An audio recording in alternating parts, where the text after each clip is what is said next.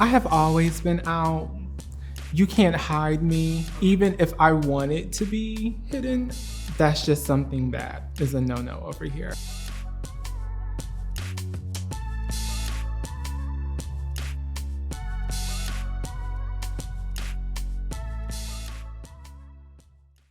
My name is Nikita Washington. My pronouns are she, her, and I'm a UX designer / founder. I am a Black woman of trans experience. I create accessible designs that are pleasurable, but also ones that are usable for all users. We want to ensure that at the end of the day, everybody is able to utilize the app or the service that is being put forth in front of them. But we also want to make sure that it's not only beautiful, but it's also something that they could teach to their grandchild or their grandmother, whomever it could be. Just it's easy for everybody to use.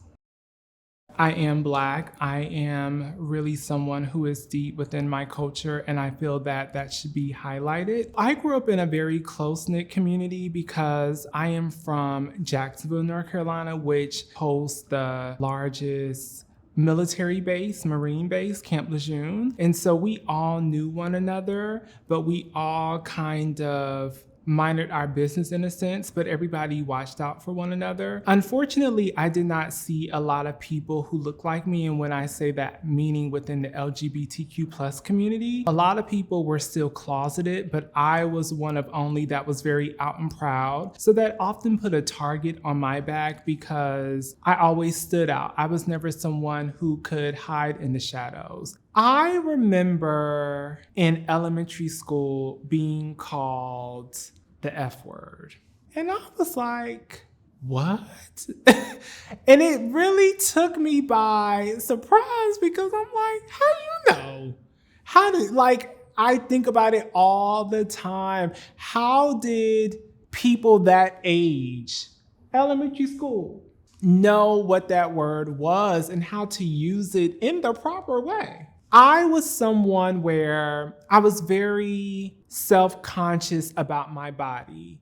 And I didn't know why back then, but I know why now. It was because I didn't feel I was in the right body. I was just always Nikita. I was stubborn. If you told me to do something, if I liked it, I'll do it. But if I didn't, I was going to do what I wanted to do. I have fallen flat on my face many a times, but I have thrived also because I decided to do what I was going to do. Living in my community, everybody knew that I was different, I guess you can say, but it really wasn't something that people often spoke about. I really was able to lean in on my cousins in particular. My cousins are the ones who truly embrace me.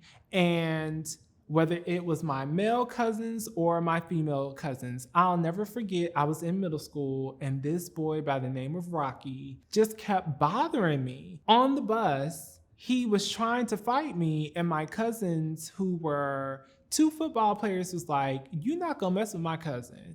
If you put your hands on him, we gonna mess you up. And he was like, okay, whatever. So he left it alone. Well, one day, my cousins had football practice, and so they were not on the bus. So Rocky took advantage of that, but little did Rocky know, I was ready.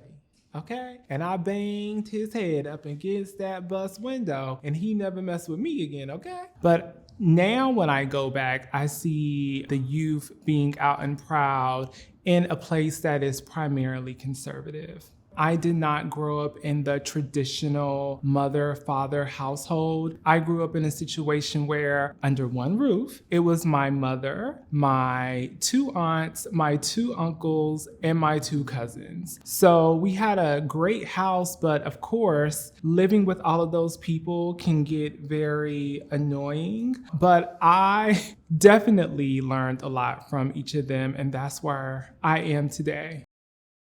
I knew when I was in kindergarten, I knew I liked the boys and I did not like the girls. I saw girls as just my friends, and I saw the boys as someone who, I was like, I didn't know the language for it at the time, but I was like, I just know I don't want them to solely be my friend. The thing is, in living this way, you're gonna have to understand that you are going to be more subjective to phobias because people are not going to understand you. I will say, I have been very fortunate as a trans woman since my transition, because I started in 2021, that I have never had any issues. I have not, and I'm very grateful for that. But I also realized that some of my trans sisters and brothers and everybody in between can't say the same thing. I think everybody should do what is best for them, but knowing that living out loud gives others courage to do the same. And so find whatever makes you feel more comfortable, if it is within your community, your family, your friends, your extended family. In my case, like I said, it was my cousins, because they're really the ones who, even to this day, really helped me to be who I am. I have always had an interest in technology, but I would say it was during the launch of the first iPhone. I thought it was so cool. I want to say I just graduated from college at that time. It was something for me that to see that launch, to see the user interface, which was so fresh and so new at that time, was something that really intrigued me. And I was like, well, how can I do this? But I didn't know how. So instead of pursuing technology at that time, I went to school for English. I became a teacher, so I taught middle school English. And then after that, I went on to receive my master's degree in English as well. And during that time, I was like, I really don't want to teach anymore. So I was working with this company at the time that allowed the students to have iPads or tablets within the classroom. And so because I was one who went above and beyond utilizing them within my actual classes, they wanted me to actually come and work for them. So I went to go work for them. And it was a small ed tech company by the name of Amplify in New York City. So I ended up working for them, moved to California. That job ended up going down the hill, returned to teaching, was like, don't want to do this anymore after a year of doing that. And so I ended up working for Capitol Records as a digital marketing specialist.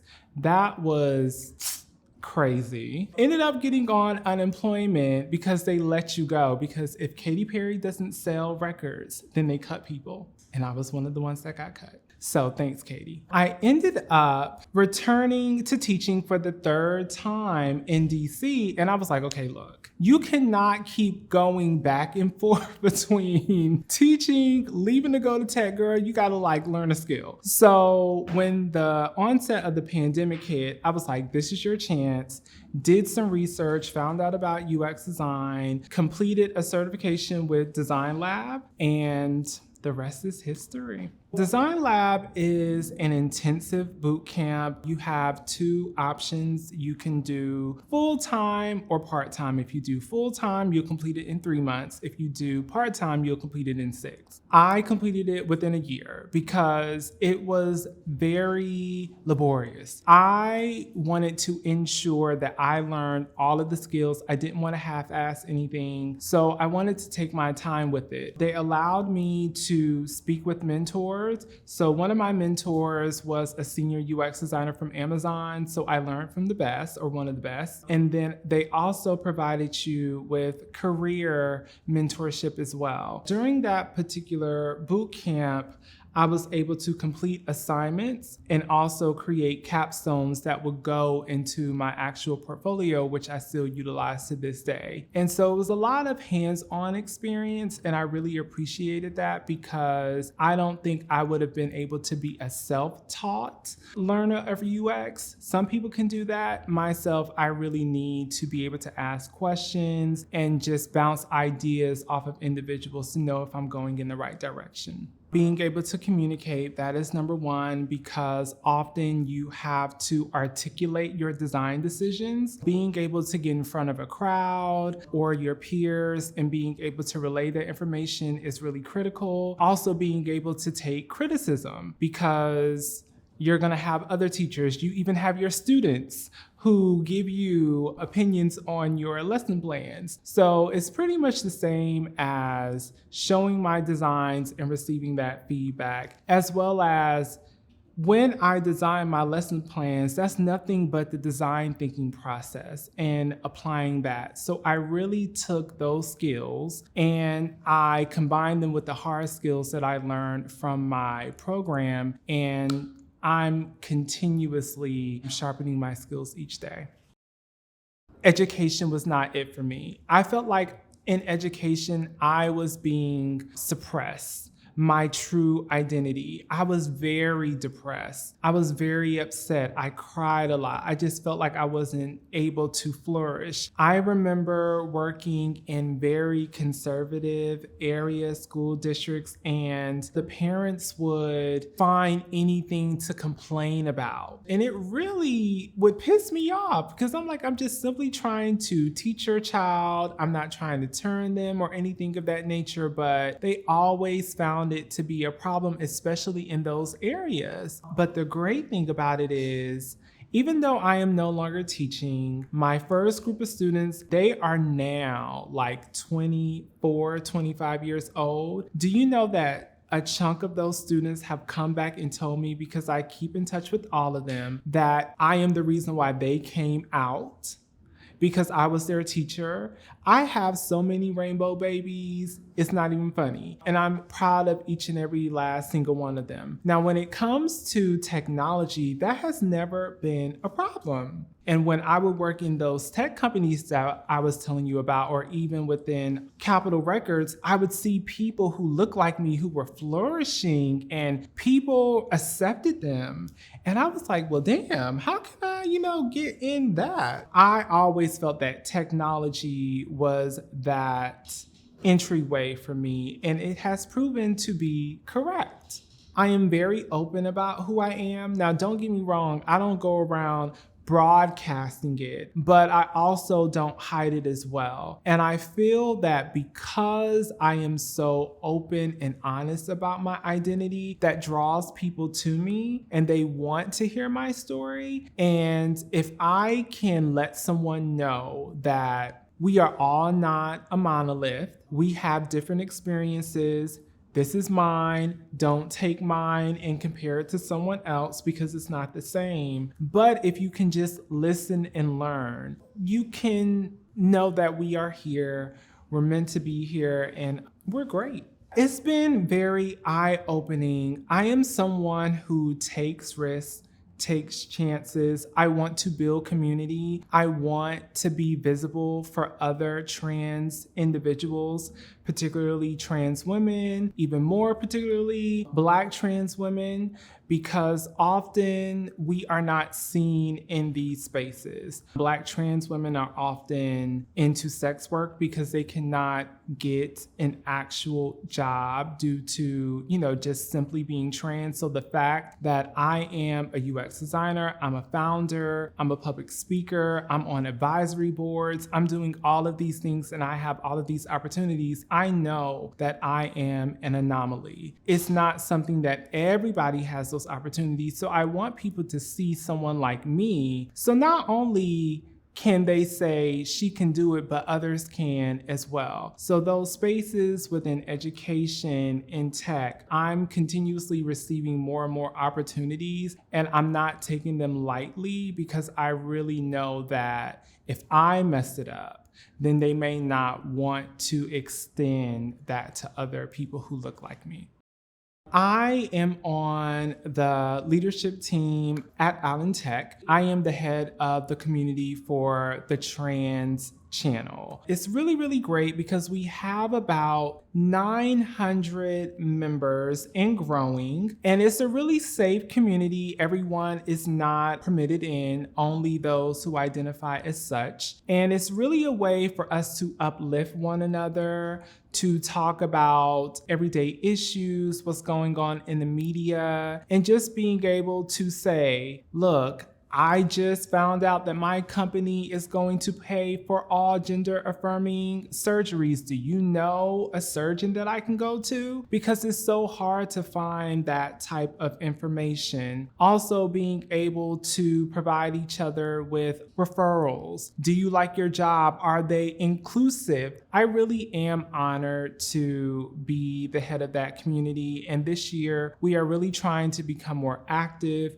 We have already hosted 2 events with great turnout. We also want to do more in-person events as well, because I think that there needs to be spaces for our community to come and convene. As far as Trans Tech Social, that has really been a labor of love for me, because the focus for Trans Tech Social, which is founded by Angelica Ross, it has really been great because while they focus on all trans individuals, they really want to ensure that they uplift the Black trans folk. They provide skills, opportunities, jobs to them. They make sure that we have ways to communicate with one another to ensure that the message is being spread. But then also, we have every year Trans Tech Summit. And it's a way in which mostly trans individuals come and they teach other trans individuals. That's something that's really unheard of. I think we had our biggest turnout yet this year, and we want to continue growing. And I also just announced today that I am on the Squad Advisory Board for Lesbians Who Tech as well. Being a part of those organizations is really important to me because they show that we are in these spaces, that we belong, that we have the credentials, and that we are worthy. I have never known of a Black UX designer. I have never known of a software engineer who was in the LGBTQ plus space until I got into these spaces. When I tell people that I'm a former educator, they're like, yes, I can see that to an extent, but when I tell them that I'm now a UX designer, they're always surprised and they ask me what that means. And they're like, that actually sounds like that's a very interesting job. How did you get into it? So it sparks conversations. And then I'm able to tell them, well, hey, did you know about Paths? Did you know about Trans Tech Social? Did you know about such and such? And of course, more than likely, the answer is going to be no. So that's a great way to get them more involved into those spaces as well. We have very diverse perspectives that are often ignored, shunned, shut down, that could really help to build better solutions. Everybody is not straight. Everybody is not cisgender. You have people who utilize a variation of products, and they all have different experiences based on their past. And so it's really, really important that when you have a design team, when you have a product team, when you have an engineering team, that you have people who come from those different backgrounds, because they will have different ways of approaching it to ensure that everyone in the community, everyone who is utilizing those services can feel seen, even if it's by the smallest feature or the smallest touch that was added or the way in which it was programmed, because they know that a variation of people are utilizing those products. I just finished something. It's confidential, so I can't say too much. But what I will say is that they reached out to the community to build an experience because they noticed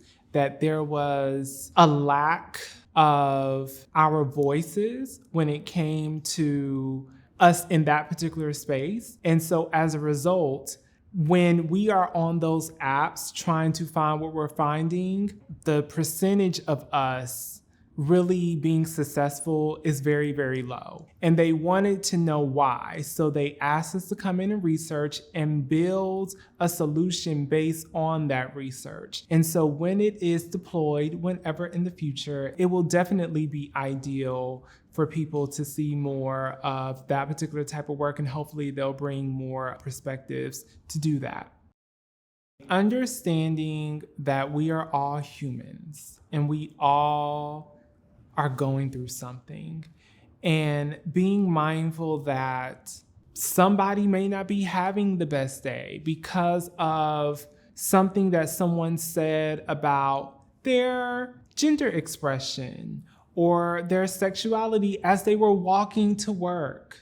Now this person has to live with that, and that's affecting them. Well, that particular boss or a higher up, or maybe even their colleague, will think, well, such and such is not on it today, or they always seem as if they're not interested, but never really asking, well, are you okay? What's wrong? They're making the assumptions versus asking. And I think that just by understanding that people are going through things, people ain't got no money, people are scared with all that is going on. Like, as a trans woman, look at all these bills that are happening. I am nervous all the time. The life expectancy of a trans woman is 35. I'm 35. You know, when I turned it, I was like, yeah, I made it. But now the thought is, am I going to be here tomorrow? One of my former bosses, when everything was kind of going down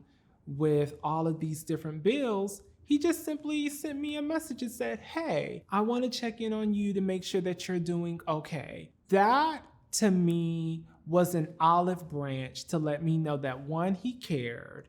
Two, if I was to say, I'm not feeling 100% today, he knows that if I'm not my best, he understands why.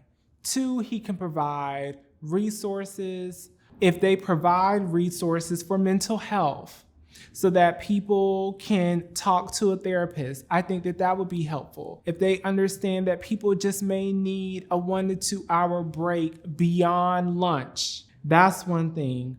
I think that if they actually bring people who have shown that they have done the work, that it would be a step in the right direction. It will not be the end all be all, but it will be a step in the right direction, that they actually do care, and also provide programs that allow people to shine and be able to see a way to grow, whether it be within their company or somewhere else, because at the end of the day, you want people to succeed. If it happens at your company, that's on you. I always smile because mentorship is so important. When I started on this journey to become a UX designer, I saw a statistic based off of a study that was conducted, I want to say in 2019, I think it was from AIGA. It said that 3% of designers are Black.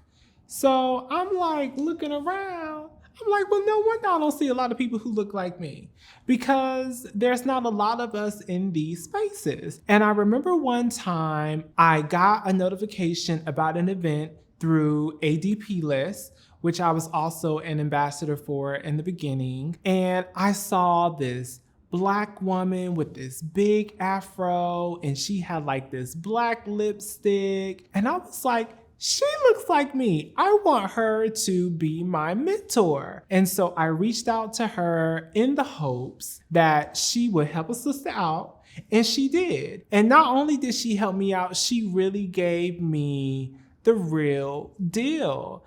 And I was so appreciative of that, because even though I have had other mentors and they have all instilled something in me that I still take to this day, it wasn't like the relationship that I had with Nayani. I said, if I am blessed and if I am fortunate for people to want to hear from me, want to be mentored by me, because at that time I hadn't graduated the program, I said I wanted to be to them what she was for me. So many people are reaching out to me for mentorship. I find that to be really humbling, because as a former educator, I'm always going to want to help someone. I want more people who look like me. I want more people who have the experiences that I have had to be in tech. I don't want to gatekeep anything. That's one thing I cannot stand is when you ask an individual for help, but they don't want to tell you because they're afraid that you're either going to go past them.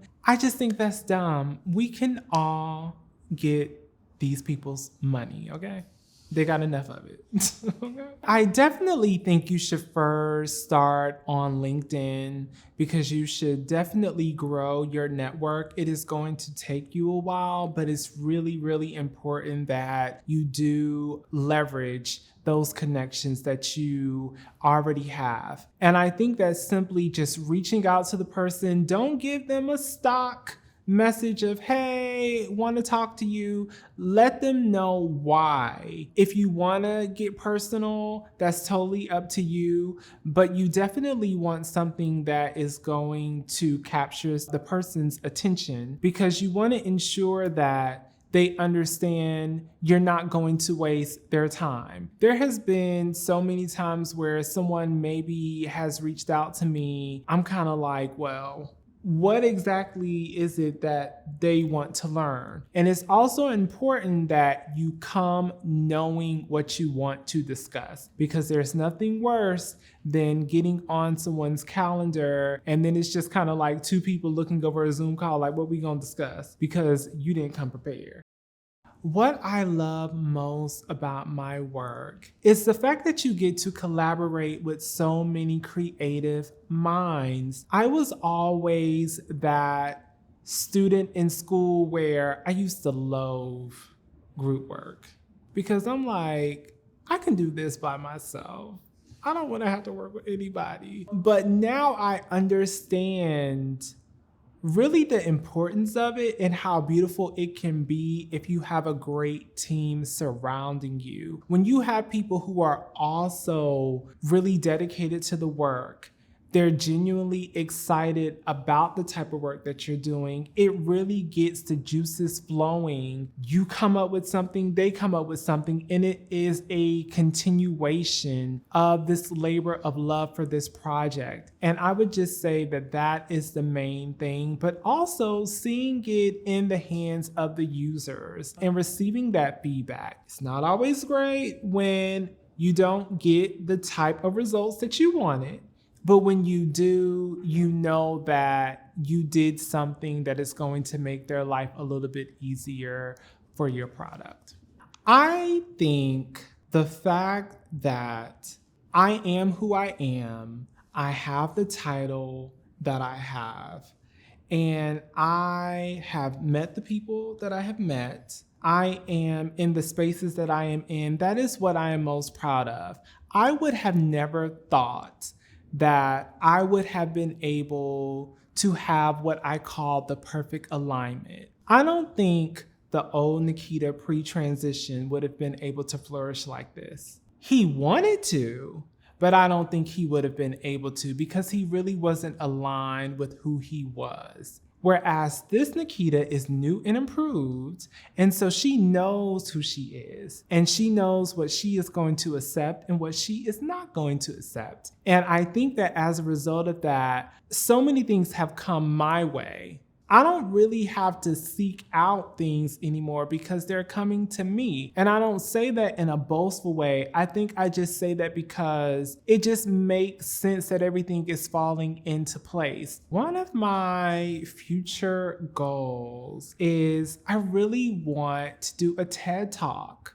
That has always been like my thing. I want to tell my story about how I transitioned, whether it be from male to female or from a teacher to a UX designer. I also want to publish a memoir. That has been my goal since I was like in the 8th grade. I love to read. I have a story to tell. I want it to be number one, not number two, on the bestseller list, so I'm speaking that into existence. I really want to get my company off the ground that I founded, Spaces by Nikita. It's really for the QT BIPOC community where we can just commune and do things that really focus on our mental wellness, but also strike up a conversation. So whether that be painting, meditation, hiking, it's always great to come together to party, but I think that there are other ways in which we can find solace and community with one another.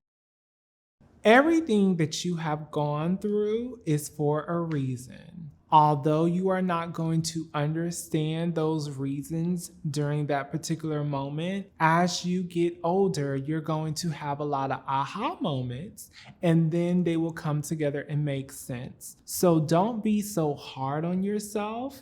Know that things are going to work out in the end, and you are going to be well received because you're going to be showing people your authentic self versus a curated version of what you think people want to see. Live out loud, get your experience, have your expertise, be so damn creative that they cannot say no to you. It is really, really important that you are here. In this particular space, in this community, we need more of you. Whatever your interest is, whatever that passion project, whether it be at school right now, hone in on it. You can make money from it. There are people who have flipped crazier things to make some cash dough. So you can definitely do it if you put your mind to it. We want to thrive too, and we just want to be at peace, but have the same opportunities as everybody else.